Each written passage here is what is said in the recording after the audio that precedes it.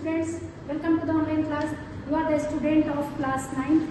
Today is 24th June 2026 and today's subject is biology and topic is epithelial tissues. Previous video में भी हमने epithelial tissue के बारे में बताया था. Epithelial tissue का मतलब होता है covering tissue यानी outer layer of the organs. ठीक है ना. तो इनके टाइप्स अब पढ़ना है. टाइप्स में क्या है? Squamous tissue, stratified epithelium tissue और cuboidal epithelium tissue, columnar epithelium tissue, ciliated epithelium tissues और glandular epithelium tissues.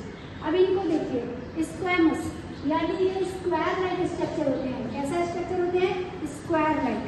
स्क्वायर का स्ट्रक्चर कैसा होता है? स्क्वायर लाइक स्ट्रक्चर होते हैं स्क्वैमस टिश्यू. अब ये स्क्वैमस टिश्यू पाए कहाँ जाते हैं? Squamous epithelium. एपिथेलियम का मतलब आउटर कवरिंग लेयर. तो एपिथेलियम टिश्यू पाए कहाँ जाता है? सबसे पहले तो आप इस बॉडी पे देख लो. इस बॉडी पे कौन सा? और ऊपर जो स्किन लेयर है वो एपिथेलियल टिश्यू है. ठीक है. तो अब हमें स्क्वैमस एपिथेलियम कहाँ पाया जाता है? सिंगल लेयर ये माउथ में. ठीक है. Squamous epithelium tissue is single layer of tissue. ठीक है. तो वो माउथ में पाया जाता है. मुंह के अंदर में अगर हम देखते हैं जरा सा भी हर्ट होता है मुंह, जरा सा भी बेट होता है तो ब्लड आने लगता है. यानी उसका एपिथेलियम बहुत सिंगल लेयर का है. सिंपल लेयर मतलब सिंगल लेयर का है इस वजह से. ठीक है ना. कहाँ कहाँ पाए जाते हैं ये? ब्लड वेसल्स में पाए जाते हैं यानी आर्टरीज, वेन और कैपिलरीज में पाए जाते हैं. ठीक है ना. और माउथ के अंदर वाले पार्ट में पाए जाते हैं. और ईसोफेगस में यानी यहाँ से जो ईसोफेगस जाता है भोजन की नली, उस भोजन की नली में पाया जाता है. अगर भोजन की नली में जरा सा भी फंस जाता है या बहुत ज़्यादा खांसी हो जाती है तो ब्लड आने लगता है क्योंकि वो सिंगल लेयर का बना होता है. सिंगल लेयर के बने होते हैं इसलिए ये क्या होते हैं? बहुत सॉफ्ट होते हैं. ठीक है ना. उसके बाद देखते हैं स्ट्रैटिफाइड एपिथेलियम. स्ट्रैटिफाइड का मतलब ये जो है ना ये सिंगल लेयर का है यानी नॉन स्ट्रैटिफाइड है. ठीक है.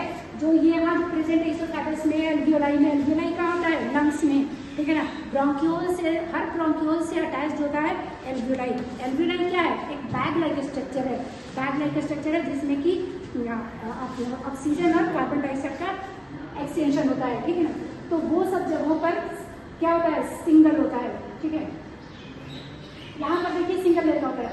लेकिन स्ट्रैटिफाइड जो है वो लेयर वाइज होता है. डबल लेयर, ट्रिपल लेयर, मतलब बहुत सारे लेयर्स होते हैं. जैसे आपका स्किन देखो, बाकी इंटरनल ऑर्गन्स को सोचो. अगर आप टच करते हो ये माउथ के इंटरनल लेयर को तो आपको सॉफ्ट दिखता है. लेकिन आप हाथ को छूकर देखो, ऐसे देखो, स्किन को छूकर देखो तो ये इनसे टफ होता है क्योंकि जो स्किन लेयर जो है वो कई लेयर से जुड़ा हुआ बना हुआ है, तभी तो वो टफ है. और अंदर जो माउथ के अंदर है वो सिंगल लेयर है. यही पे आप देख सकते हो. अदरवाइज ये सब आप नहीं देख सकते हो. ईसोफेगस नहीं छू सकते हो, एल्वियोलाई नहीं छू सकते हो, ब्लड वेसल्स नहीं देख सकते हो. तो ये स्किन, ये दोनों का एग्जाम्पल आपको स्किन और स्किन स्ट्रैटिफाइड है, लेयर वाइज है. ठीक है ना. और ये जो है वो सिंगल, स्क्वैमस जो है वो सिंगल लेयर का है. ठीक है. तो अब देखिए नीचे क्यूबॉइडल एपिथेलियम. ये क्यूब शेप में होता है. ठीक है. Cube shape found in the nephrons. ठीक है. नेफ्रॉन्स कहाँ होता है? नेफ्रॉन्स किडनी का जो यूनिट है वो नेफ्रॉन है. यानी जो किडनी में बना हुआ है, किडनी इसका शेप जो इसमें मेम्ब्रेन लाइक स्ट्रक्चर है वो कहलाता है नेफ्रॉन. तो नेफ्रॉन इसी की तरह का बना होता है. कॉलमनार. कॉलम कैसा होता है? लॉन्गिट्यूडनल होता है. ऐसे कॉलम के आकार का, ऐसे कॉलम के आकार का. ठीक है ना. पिलर के आकार का, जैसे पिलर होता है ना, पिलर के आकार का कॉलमनार है. ठीक है. कॉलमनार. चलिए नेफ्रॉन पर क्यूबॉइडल नेफ्रॉन. कॉलमनार देखिए, कॉलमनार कॉलम के स्ट्रक्चर का होता है. कॉलम बनाता है, जैसे पिलर बनाता है. और पाया कहाँ जाता है? इंटेस्टाइन्स में. लार्ज और स्मॉल और लार्ज इंटेस्टाइन में ये पाया जाता है. ये लंबे लंबे सेल्स होते हैं.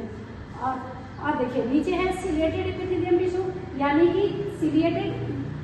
ये जो है ना आपका कोई भी सेल जो है स्क्वैमस सेल है, स्क्वैमस टिश्यू हुआ या स्ट्रैटिफाइड, एक बेसमेंट पर टिका हुआ है. इसके नीचे एक बेसमेंट पर टिका हुआ है, फ्री नहीं है. इसका एक एंड फ्री होता है. ठीक है ना. तो एक एंड फ्री होता है. बढ़िया. ये है कॉलमनार. तो ये बेसमेंट पे टिका हुआ है, इसका एक एंड फ्री है. ठीक है. तो फ्री एंड अगर खाली ऐसे ही है तो इसको कहते हैं कॉलमनार. ठीक है. अगर ये अलग इस पर और आ गया, बहुत सारे लेयर बन गए तो ये कहलाता है स्ट्रैटिफाइड कॉलमनार एपिथेलियम. ठीक है. अगर इसमें सीलिया आ गया तो ये कहलाता है स्ट्रैटिफाइड, मतलब लेयर वाइज, बहुत layer, more than one layer, columnar ciliated epithelial tissue. बहुत लंबा नाम आएगा लेकिन कोई इसमें हार्ड वर्ड नहीं है। आप अगर उसको तोड़ोगे तो तोड़ मड़ोड़ करके उसका मीनिंग खुद ब खुद समझ जाओगे, ठीक है ना। तो ये कॉलमनार एपिथेलियल टिश्यू, ये पाया कहाँ जाता है? इंटेस्टाइन्स में, ठीक है ना। लंबे लंबे लंबे लंबे सेल्स होते हैं। अब देखिए सिलिएटेड, सिलिएटेड क्या होता है कि या तो आप स्क्वैमस में हो, स्ट्रैटिफाइड स्क्वैमस में हो, क्यूबोइडल में हो, कॉलमनार में हो। अगर वो फ्री एंड पे सीलिया लाइक स्ट्रक्चर है, इस तरह से फिंगर लाइक स्ट्रक्चर है, इस तरह से फिंगर लाइक स्ट्रक्चर, उसको कहते हैं सिलिएटेड एपिथेलियम। एपिथेलियम मतलब कवरिंग लेयर। तो ये है सिलिया। क्या क्या होता है इसके पास? सिलिया होता है। कहाँ पर? And on the free ends, ठीक है ना। Found in nasal cavity, respiratory tract, fallopian tube and ventricles of brain. ये पाए कहाँ जाते हैं? कहाँ पाया गया? ये पाया गया कोई भी जहाँ पर भी किसी चीज को पुश करना होता है तो उसे वहाँ पर वो सिलिएटेड प्रेजेंट होता है। सिलिया ही कैप्चर करके उसको पुश करता है। जैसे नेजल कैविटी, नेजल कैविटी यहाँ पर है तो नेजल कैविटी में सिलिया होता है, तो वो क्या करेगा? सिलिया को हवा को पुश करेगा और वहाँ जो डस्ट पार्टिकल्स है उसको कैप्चर कर लेगा। सिलिया नहीं रहेगा, स्मूथ रहेगा, तो क्या होगा? डस्ट पार्टिकल्स अंदर चले जाएंगे।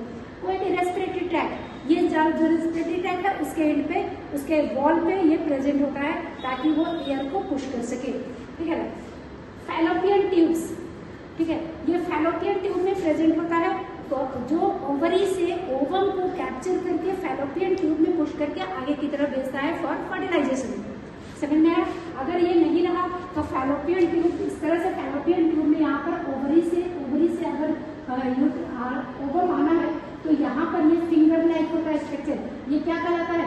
ये कहलाता है सिलिएटेड। तो यहाँ से ओवम को कैप्चर करके ओवम को इधर लाना होता है ताकि वो फर्टिलाइज हो सके, ठीक है ना। इन जगहों पे ये पाया जाता है, ब्रेन में पाया जाता है।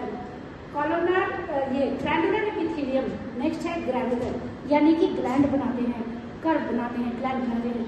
तो ये ग्लैंड्स फाउंड करते हैं कहाँ पर? फाउंड होते हैं फाउंड इन माउथ। माउथ में कौन सा ग्लैंड है? सैलिवरी ग्लैंड, ठीक है ना। स्टमक में कौन सा ग्लैंड है? गैस्ट्रिक ग्लैंड्स है, जिसमें बहुत सारे ये कॉलमनार ग्लैंड्स जो है वो एपिथेलियम टिश्यू वो क्या करते हैं? ये कोई चीज़ का सेक्रेशन करते हैं, जैसे बहुत सारे एंजाइम्स का, बहुत सारे हार्मोन्स का सेक्रेशन करते हैं। तो ये माउथ में प्रेजेंट होते हैं। माउथ में बहुत सारे माउथ में एंजाइम्स प्रेजेंट होते हैं। जैसे क्या हो गया एंजाइम्स में? एमाइलेज हो गया, ठीक है ना। स्टमक में बहुत स्टमक ग्लैंड मतलब ये गैस्ट्रिक ग्लैंड जिसमें कि HCl सेक्रेट करते हैं, पेप्सिन सेक्रेट करते हैं, ठीक है ना।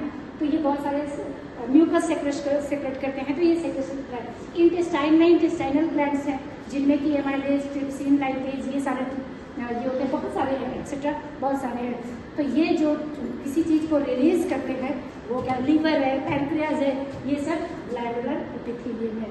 तो इस तरह से आज का लेक्चर खत्म हुआ। कल के वीडियो के लिए वेट फॉर नेक्स्ट।